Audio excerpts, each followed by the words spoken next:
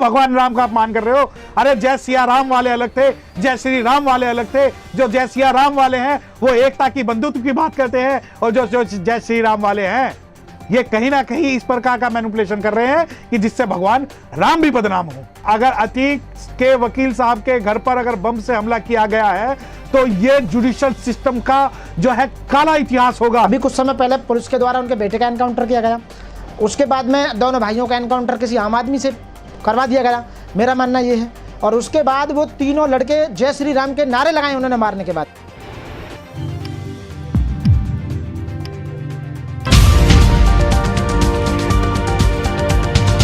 भगवान राम का अपमान कर रहे हो। अरे जय सिया राम वाले अलग थे, जय श्री राम वाले अलग थे। जो जय सिया राम वाले हैं वो एकता की बंधुत्व की बात करते हैं, और जो जो जय श्री राम वाले हैं ये कहीं ना कहीं इस प्रकार का मैनिपुलेशन कर रहे हैं कि जिससे भगवान राम भी बदनाम हो। अगर अतीक के वकील साहब के घर पर अगर बम से हमला किया गया है तो ये जुडिशियल सिस्टम का जो है काला इतिहास होगा, क्योंकि एक जो वकील है जुर्म और अन्याय के खिलाफ आवाज खोलेगा कौन, और अगर आज वकील ही चुप हो गया तो बोलेगा कौन। अगर आप ये सोचते हो कि अतीक अहमद के वकील के ऊपर आप हमला करके उनकी आवाज को दबा सकते हैं, तो मैं बताना चाहता हूं कि हम उनके एडवोकेट के साथ खड़े थे, खड़े हैं और खड़े रहेंगे। जब आप अतीक अहमद के मामले में कर सकते हैं तो क्या यही प्रक्रिया खेलांजी मामले में होगी? क्या यही प्रतिक्रिया बथानी टोला में होगी? क्या यही प्रतिक्रिया फूलपुर बातें में होगी? और क्या यही प्रतिक्रिया मनीषा वाल्मीकि के मामले में होगी? क्या यही प्रतिक्रिया जो है जो भीमसेन के मामले में होगी? और क्या यही प्रतिक्रिया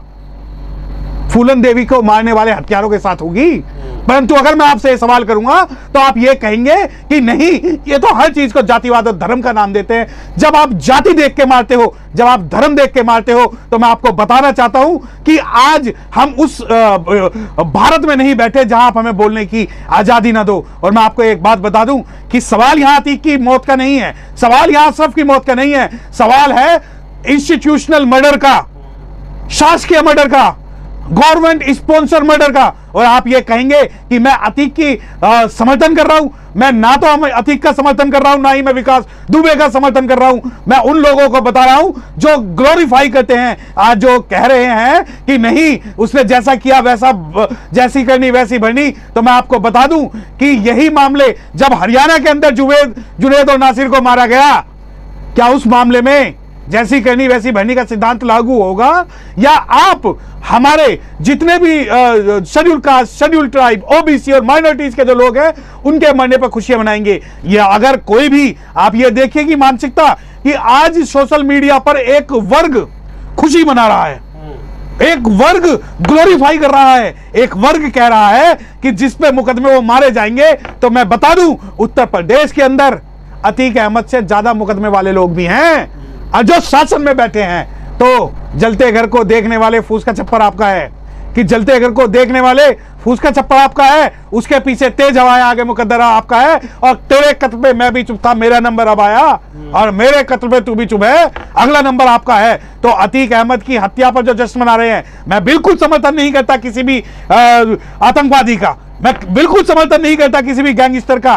परंतु क्या कारण है कि सतपाल मलिक जो है पुलवामा अटैक की बात करते हैं, वो कोई भी मेन स्ट्रीम मीडिया उस बात को नहीं दिखाती, बल्कि आप ये देखिए कि या तो इसे स्टेट स्पॉन्सर डाइवर्जन बोल लीजिए, या इसे एक मैनिपुलेशन बोल लीजिए, या इसे सारे मुद्दों को ये तैयार बैठे थे कि भारत का कोई बड़ा मुद्दा है और हम इस मुद्दे को डाइवर्ट कर दें। तो मैं आपको बताना चाहता हूं कि सतपाल मलिक की बात डाइवर्ट करने के लिए भी हो सकता है कि इस मामले में कुछ ना कुछ एंगल हो, परंतु उस एंगल पर कोई भी जो नेशनल मीडिया, जो मनुवादी मीडिया, जो मेन स्ट्रीम मीडिया है वो नहीं बोलेगी। अभी कुछ समय पहले पुलिस के द्वारा उनके बेटे का एनकाउंटर किया गया, उसके बाद में दोनों भाइयों का एनकाउंटर किसी आम आदमी से करवा दिया गया, मेरा मानना ये है। और उसके बाद वो तीनों लड़के जय श्री राम के नारे लगाए उन्होंने मारने के बाद में। ये कमाल की बात है। इसका मतलब ये है कि बीजेपी की साठगांठ है उनके साथ, जो जय श्री राम के नारे लगा रहे हैं। तिवारी है, एक पंडित है उसमें से, दो, एक मौर्य है, एक और है, तीन लड़के। वो अपने आप को, एक ये कह रहा कि मैं तो डॉन बनना चाहता हूँ उसे मार के, और एक आदमी ये कह रहा कि हमारी प्रॉपर्टी को इन्होंने पहले दबा लिया था या इन्होंने हमारा कब्जा कर लिया था इसलिए मैंने मारे। इतने बड़े आदमी या इतने बड़े बदमाश या इतना बड़ा डॉन रहा हो, उस डॉन को आपके सामने पुलिस कस्टडी में मार देना वो बिल्कुल गैर कानूनी है, असंवैधानिक है पूरी तरह से। और मैं इसका खुले उससे मतलब निंदन करता हूँ, और ये घोर निंदनीय बात है। ये ऐसा नहीं होना चाहिए था। इस बात से लगता है कि उत्तर प्रदेश की सरकार वहाँ राज चलाने में, कानून का राज स्थापित करने में नाकामयाब रही है। तो इसलिए शायद मेरे को लगता है कि 2024 आने वाली जो गवर्नमेंट है, इन्होंने तो इसलिए एनकाउंटर कराया होगा कि इन मोमडनों का एनकाउंटर कराकर मैं हिंदुओं की वोट ले लूँगा, लेकिन ये भूल गए कि इस समाज में, एक हिंदू समाज में पढ़ा लिखा वर्ग भी है। आप बताइए, एक बदमाश को मारकर क्या होगा? ये तो बहुत बदमाश है भाई। बदमाश तो हिंदुओं में भी बहुत हैं, उन्हें क्यों नहीं मार रहे आप? हिंदुओं में सारे जेल में डले हुए हैं, या उन्हें बेल मिली हुई है, उनका एनकाउंटर क्यों नहीं करें आपने? यदि बाबा इतने ही अच्छे हैं तो उन पर जो अटैक हुआ था उस समय कह रहे थे मेरी मौत हो जाएगी, उनको मारो, वो भी तो उन्हीं के हैं। तो अब रही बीजेपी वाले, जो बीजेपी के खुद एमएलए एमपी हैं, उन पर 30% लोगों पर खुद केस चल रहे हैं, संगीन मामले चल रहे हैं। 30% एमएलए एमपीओं पर संगीन आज भी मामले चल रहे हैं। भाई वो क्यों मंत्री और एमएलए बने बैठे हैं? उन्हें भी बाहर निकालो, उनके भी एनकाउंटर करो आप। तो इसका मतलब है कहीं ना कहीं बायस है सरकार, और सरकार पूरा पक्षपात कर रही है। हिंदू मुस्लिम करवाने में नंबर 1 पे है सरकार, इसी आधार पर वो वोट ले रही है। आपसे निवेदन है कि आप हमारे चैनल को सब्सक्राइब जरूर कीजिएगा, ताकि आपको वो खबरें पहुंचती रहें जिनको गोदी मीडिया नहीं दिखाता है, वो हम आप तक पहुंचाने की कोशिश करते हैं। फिलहाल इस वीडियो में इतना ही, हमें दीजिए इजाजत। आगे फिर मुलाकात होगी आपसे किसी ऐसी खबर के साथ। तब तक के लिए जय हिंद, धन्यवाद।